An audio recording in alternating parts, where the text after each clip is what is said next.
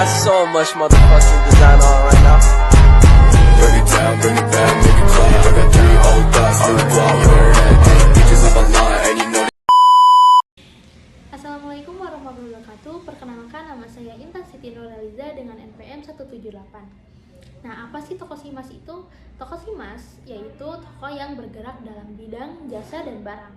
Berdasarkan penelitian kami, toko Simas ini dalam mencatat transaksinya masih dilakukan secara manual, sehingga pengadaan komputer sangat dibutuhkan oleh toko ini. Dengan menggunakan komputer, sistem informasi terlebih tentang transaksinya akan lebih efektif dan efisien. Begitu banyak kegiatan transaksi yang dilakukan oleh toko Simas, sehingga perhitungan yang cepat dan akurat sangat dibutuhkan. Barang masuk dan barang keluar juga harus diperhitungkan. Hal ini jika tidak segera diatasi dan menjadi suatu permasalahan besar.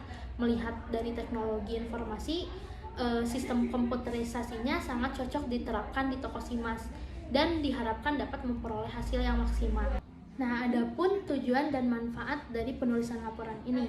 Nah, tujuan dari laporan ini yaitu membuat sistem informasi manajemen pada toko Simas agar mempermudah karyawan dan pemilik toko dalam mengelola pencatatan transaksi dan pembelian atau penjualan dan pengadaan barang. Nah, manfaat dari laporan ini tidak lain adalah untuk meningkatkan pengetahuan bagi bersama dan memberikan masukan bagi toko Simas agar sistem informasi manajemen dapat diimplementasikan dengan baik sehingga dapat menyelesaikan permasalahan yang terjadi selama ini serta bisa mengikuti perkembangan teknologi yang terjadi di era sekarang. Bismillahirrahmanirrahim. Perkenalkan, nama saya Tiana Kisotul Ismaya dengan NPM 190322177. Di sini saya akan membahas tentang identifikasi masalah. Nah, di dalam identifikasi masalah ini terdapat 4 masalah yang harus kita ketahui. Nah, yang pertama ada sistem pencatatan transaksi yang digunakan toko Simas ini masih manual, sehingga membutuhkan waktu yang relatif lama dan diperkirakan akan timbul berbagai risiko akibat salah dalam sistem pencatatannya. Nah, yang kedua ada sistem pencatatan laporan keuangan. Sistem pencatatan laporan keuangan di toko Simas ini dilakukan setiap 1 minggu sekali, di mana pendataannya ditulis dan dihitung dengan manual. Apabila pencatatan ini salah, akan beresiko pada keuntungan yang diperoleh pada toko Simas sendiri. Nah, yang ketiga, dalam pencatatan barang, toko Simas ini mencatat dan mendatanya atau menghitungnya secara manual yang ditanggungjawabkan pada satu karyawan saja, sehingga karyawan ini harus membutuhkan waktu yang sangat ekstra dan membutuhkan konsentrasi yang banyak agar tidak terjadi kekeliruan pada barang tersebut. Nah, yang keempat, ada barang keluar kurang terhitung dengan jelas karena toko Simas ini selalu mengandalkan stok yang dikeluarkan atau yang ada pada awal sebelum dikeluarkan dari gudang. Hal ini sangat beresiko terhadap stok barang yang ada pada toko Simas sendiri. Solusinya yaitu toko Simas ini membutuhkan sistem informasi terkait dengan pencatatan transaksi, pencatatan barang, dan pencatatan laporan keuangan. Nah, selanjutnya saya di sini akan menjelaskan tentang langkah-langkah memecahkan masalah.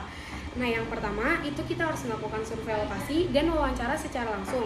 Biasanya dibutuhkan waktu selama 1 hari. Melakukan survei langsung ke lokasi adalah salah satu langkah yang diterapkan untuk memecahkan masalah ini. Dalam kegiatan ini, kami sedikit melakukan wawancara dengan pemilik usaha dan salah satu karyawan yang ada di toko Simas ini. Dalam wawancara ini, kami menemukan masalah yang terjadi di toko Simas ini. Toko Simas ini berlokasi di daerah Cinunuk, Kota Bandung. Permasalahan yang terjadi adalah berkaitan dengan pencatatan transaksi, pencatatan barang, dan pencatatan keuangan. Nah, yang kedua ada analisis kebutuhan toko Simas. Biasanya dibutuhkan waktu selama 1 hari juga. Setelah melakukan survei dan wawancara, langkah selanjutnya yang dilakukan adalah melakukan analisis dari hasil wawancara tersebut, yang dimana dari beberapa masalah yang terjadi di toko Simas ini membutuhkan satu teknologi, yaitu komputer. Dengan adanya komputer, kami berharap sistem pencatatan baik transaksi dan barang akan tercatat dengan jelas dan terstruktur. Selain itu, pencatatan yang dilakukan dengan komputer juga dapat mengurangi beberapa kesalahan atau kekeliruan yang sebelumnya telah terjadi lantaran dilakukan secara manual oleh pemilik toko atau karyawan di bagian tersebut. Nah, yang ketiga ada pembuatan rencana desain sistem perancangan informasi. Biasanya dibutuhkan waktu selama 2 hari. Langkah ini berkaitan dengan keputusan rencana apa yang akan dilakukan. Dengan menganalisis kebutuhan di atas, maka ditekankan bahwa Tokosimas ini membutuhkan rencana desain sistem informasi yang berkaitan dengan sistem informasi inventory atau pencatatan. Rencana sistem ini berkaitan dengan struktur yang dibutuhkan, tampilan, dan lain sebagainya. Nah, yang keempat ada melakukan trials rencana sistem yang diterapkan. Biasanya dibutuhkan waktu selama 2 hari. Setelah melakukan dan merencanakan rencana sistem yang digunakan, langkah selanjutnya adalah melakukan trials terhadap rencana tersebut. Jika rencana tersebut berhasil, kami lakukan pengembangan. Jika belum berhasil, kami melakukan pengujian ulang dari rencana tersebut agar bisa mencapai tujuan yang ditentukan, yaitu keberhasilan dalam penerapan pencatatan transaksi, yaitu pencatatan barang. Nah, yang kelima ada evaluasi sistem informasi yang diterapkan. Biasanya berlangsung selama 1 hari. Langkah-langkah selanjutnya yang diterapkan setelah melakukan trials atau uji coba adalah melakukan evaluasi dari hasil uji coba tersebut. Hasil evaluasi ini nantinya akan digunakan untuk mengupgrade suatu sistem yang telah direncanakan dan mengidentifikasi kelemahan serta kelebihan dari sistem tersebut. Nah, yang keenam ada perbaikan dan penyempurnaan sistem informasi. Biasanya berlangsung 1 hari juga. Setelah melakukan evaluasi dan menemukan kelemahan, kami langsung melakukan perbaikan dan penyempurnaan supaya tujuan yang direncanakan dapat tercapai dengan baik. Dengan melakukan perbaikan ini akan memperoleh hasil yang cepat, aktual, dan optimal. Ketika sudah mencapai hasil yang baik, tandanya sistem informasi yang diterapkan akan berhasil. Nah, yang ketujuh ada implementasi sistem informasi. Biasanya berlangsung selama 2 hari. Langkah selanjutnya adalah pengimplementasian dari langkah-langkah yang sudah direncanakan di atas. Dalam melakukan pengimplementasian ini, kami lakukan dengan matang dan semakin dekat dengan para pihak yang terlibat. Dalam Tokosimas ini, pendekatan dilakukan dengan tujuan program pengimplementasian ini dapat berjalan sesuai dengan yang sudah direncanakannya. Nah, yang kedelapan ada pemeliharaan dan pembaharuan sistem informasi. Biasanya berlangsung secara berkala. Setelah melakukan pengimplementasian tadi, langkah selanjutnya adalah melakukan pemeliharaan dan pembaharuan. Dengan pemeliharaan ini, kami berharap sistem informasi ini akan terus berjalan dan tidak berhenti dengan semestinya. Pembaharuan terus dilakukan dengan mengikuti perkembangan sekarang ini. Pemeliharaan dan pembaharuan ini diharapkan bisa membantu meningkatkan performa dan pencatatan di Tokosimas ini. Adapun diagram konteks mengenai sistem informasi inventory yang dilakukan oleh Tokosimas. Nah, sistem informasi inventory Tokosimas ini melibatkan 4 pelaku. Yang pertama ada customer, yang kedua karyawan, ketiga kasir, dan yang terakhir pemilik toko. Nah, di mana si customer ini melakukan transaksi pembayaran dan mendapatkan stok barang dari kasir. Lalu ada karyawan, di mana karyawan ini memiliki tanggung jawab, yaitu laporan pembelian barang supplier. Lalu ada juga dari karyawan ke kasir, di mana kasir ini bertanggung jawab pada laporan penjualan dan pembelian barang dan laporan transaksi atau pembayaran. Dari kasir baru ke pemilik toko, di mana pemilik toko ini menerima laporan fix dari keuangan kasir dan validasi data karyawan, barang, dan lain-lainnya. Nah, selanjutnya saya akan membahas tentang data flow diagram atau biasa disebut sebagai DFD. Apa sih DFD itu? Diagram yang menggambarkan aliran data dari sebuah proses atau sistem informasi. Nah, di sini saya akan menjelaskan diagram dari data flow diagramnya. Nah, yang pertama itu keluar masuknya barang. Setelah keluar masuknya barang, kemudian masuk ke pendataan barang. Setelah melakukan pendataan barang, kemudian dimasukkan ke gudang. Nah, di dalam gudang ini kemudian melakukan pengecekan barang atau jika rusak barang direturn ke supplier. Setelah itu barang masuk ke supplier. Nah, di supplier kemudian melakukan fiksasi barang dan resmi melakukan pembelian barangnya. Setelah itu kemudian masuk ke pembelian barang. Setelah masuk ke pembelian barang, kemudian dilaporkan kepada pemilik usaha atau melaporkan semuanya ke pemilik usaha tersebut. Setelah itu kemudian melakukan penjualan. Setelah melakukan penjualan barang, kemudian ada customer yang membeli barang, kemudian melakukan pembayarannya. Setelah melakukan pembayarannya ke kasir, customer mendapatkan struk barangnya. Di sini saya akan menjelaskan tentang data diagram flow. Nah, data diagram flow atau data flow diagram ini adalah pendataan barang yang masuk. Jadi yang pertama itu ada barang yang masuk ke toko Cimas. Nah, setelah barang ini masuk, dilanjutkan lagi ke pendataan barang yang masuk. Nah, jadi kalau misalkan barangnya udah masuk ke toko Cimas ini, nanti tuh didata sama satu karyawan atau beberapa karyawan yang ditugaskan di pendataan barang tersebut. Nah, setelah pendataan barang tersebut selesai, si datanya ini diserahkan lagi ke karyawan yang bekerja di gudang. Nah, karyawan yang bekerja di gudang ini, mereka ini wajib mengecek semua barang yang datang ke toko tersebut untuk pengecekan. Nah, takutnya itu ada barang yang rusak atau barang yang tidak layak. Nah, setelah pengecekan barang di gudang ini selesai, yang di gudang juga ini mendata lagi barang-barang yang ada di gudang ini, mendata barang-barang yang rusak gitu. Nah, setelah pendataan yang dari gudang ini selesai, data tersebut dikembalikan lagi kepada supplier untuk komplain atau menukarkan barang lagi dengan barang yang lebih layak atau yang lebih bagus.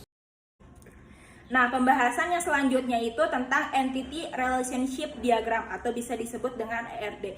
Apa sih Entity Relationship Diagram? Entity Relationship Diagram itu adalah diagram yang digunakan untuk perancangan suatu database dan menunjukkan entitas beserta atribut-atributnya itu secara detail.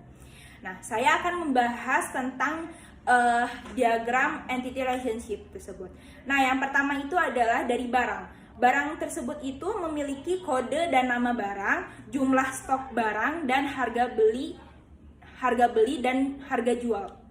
Nah, ketiga tersebut itu ngepastiin bahwa barang tersebut itu ada apa jenis-jenisnya. Nah, dari barang itu memiliki 3 skema atau 3 jenis. Yang pertama itu ada barang yang dijual, yang kedua itu ada barang yang disimpan, yang ketiga itu ada barang yang ditukar.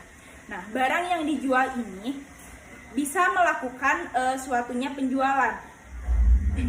Penjualan tersebut ini berkaitan dengan usaha yang kita akan lakukan. Yang kemudian itu ada barang yang disimpan. Barang yang disimpan ini itu harus memperhatikan adanya suatu jumlah kode barang masuk ataupun tanggal. Nah, dari yang barang disimpan itu langsung bisa melakukan dengan adanya supplier. Nah, supplier di sini itu untuk memasuki barang dagangan pada usaha tersebut. Nah, dari supplier ini langsung ke barang yang ditukar. Barang yang ditukar ini itu melakukan suatu return ketika terjadinya adanya kesalahan. Nah, di dalam barang ditukar ini itu harus memperhatikannya adanya ID return, jumlah ataupun tanggal, jumlah yang cacatnya ataupun tanggal yang pengembaliannya tersebut.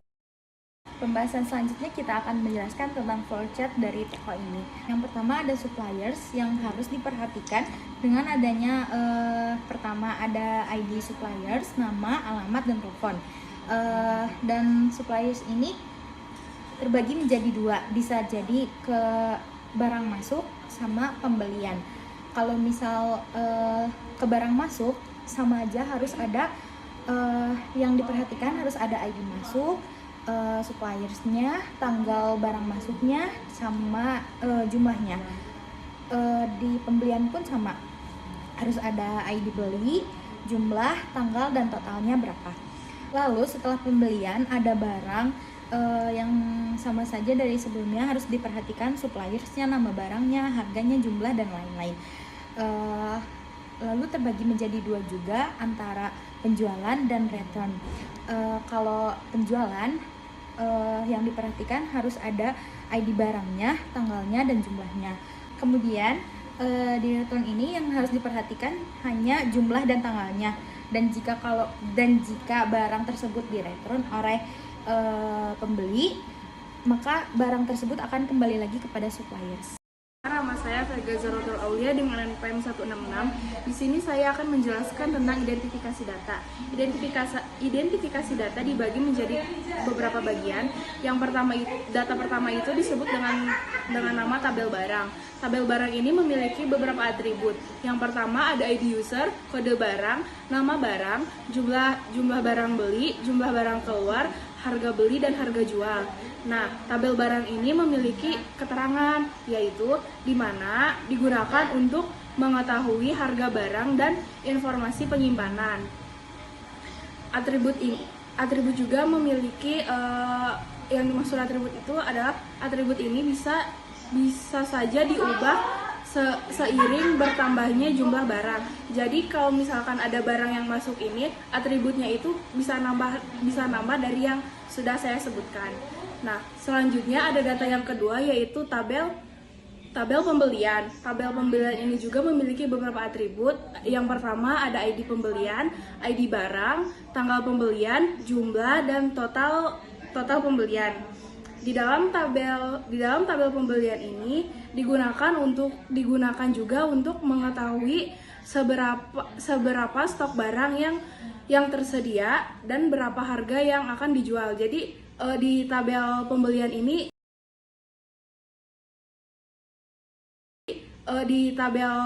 ini stok barang di toko ini adanya di tabel pembelian gitu kan. Selanjutnya ada tabel penjualan.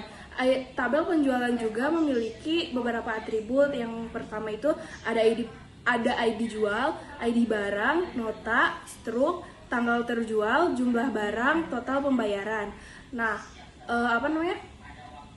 tabel penjualan ini juga digunakan untuk mengetahui beberapa banyak barang yang berhasil terjual sehingga dapat mengetahui barang untuk stok selanjutnya. Yang keempat ini ada tabel user. Tabel user juga memiliki beberapa atribut. Yang pertama ada ID user, yang kedua ada nama user, keterangan, sama yang terakhir itu ada password. Tabel user ini juga digunakan untuk mengetahui penyimpanan klasifikasi username dan password. Jadi kalau misalkan ada barang atau yang memiliki password itu masuknya itu ke tabel user. Perkenalkan, nama saya Faiza Wisnaini dari NPM 193 akan melanjutkan tentang identifikasi data. Jadi identifikasi data yang selanjutnya itu adalah tabel barang masuk.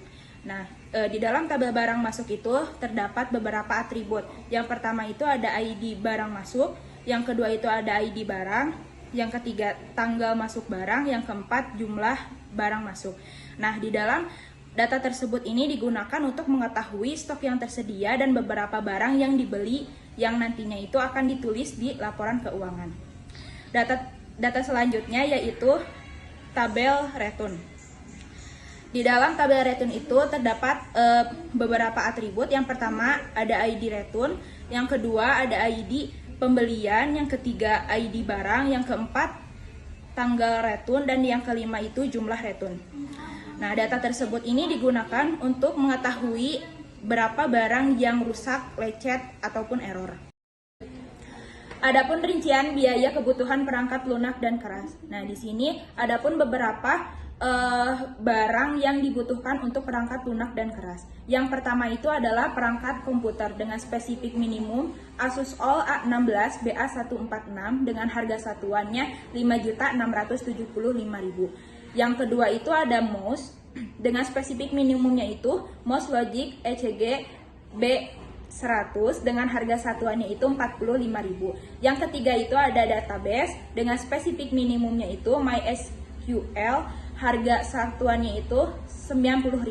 Yang keempat itu ada sistem operasi dengan dengan spesifik minimum Windows 10, harga satuannya 950.000.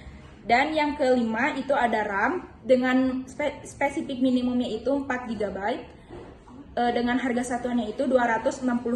Dan yang terakhir itu ada VGA dengan spesifik minimumnya itu 1 GB 64 bit dengan harga satuannya 185.000. Jadi harga semua total barangnya itu adalah 7.205.000. Perkenalkan, nama saya Laisa Safa Sugara dari NPM 187. Di sini saya akan menjelaskan jadwal kegiatan dari Tokosimas. Yang pertama, di tanggal 16 Maret sampai tanggal 17 kita akan melakukan survei wawancara, analisis kebutuhan toko, dan pembuatan rencana desain sistem perancangan informasi. Kenapa sih harus melakukan survei sama wawancara? Agar kita dapat mendapatkan hasil permasalahan yang bila terjadi yang berkaitan dengan pencatatan transaksi dan pencatatan barang gitu. Kalau yang kedua ada analisis kebutuhan Tokosimas, karena Tokosimas ini membutuhkan satu teknologi yaitu komputer. Yang ketiga ada pembuatan rencana desain sistem perancangan informasi. Karena Tokosimas ini membutuhkan rencana desain sistem informasi yang berkaitan dengan sistem informasi inventory atau pencatatan rencana sistem. Dan pada tanggal 18 sampai 19 Maret kita akan melakukan trails rencana sistem yang diterapkan dengan evaluasi sistem informasi yang diterapkan juga. Kenapa sih harus melakukan trials rencana sistem yang diterapkan? Agar jika rencana tersebut berhasil, kami akan melakukan perkembangan yang lebih maju lagi, lebih matang lagi. Dan jika belum berhasil, kita akan melakukan pengujian ulang dari rencana tersebut agar bisa mencapai tujuan yang ditentukan. Yang kedua, evaluasi sistem informasi yang diterapkan itu agar hasil evaluasi ini nantinya akan digunakan untuk mengupdate suatu sistem yang telah direncanakan dan mengidentifikasikan kelemahan serta kelebihan dari sistem tersebut. Dan tanggal 20 Maret kita akan melakukan perbaikan dan penyempurnaan sistem informasi yang dilakukan untuk perbaikan dan penyempurnaan supaya tujuan yang direncanakan dapat tercapai. Nah, pada tanggal 20 sampai 21 Maret kita akan melakukan implementasi sistem informasi dan pemeliharaan dan pembaharuan sistem informasi yang bertujuan untuk pemeliharaan berharap akan terus berjalan yang tidak berhenti dengan semestinya dan mengikuti perkembangan saat ini.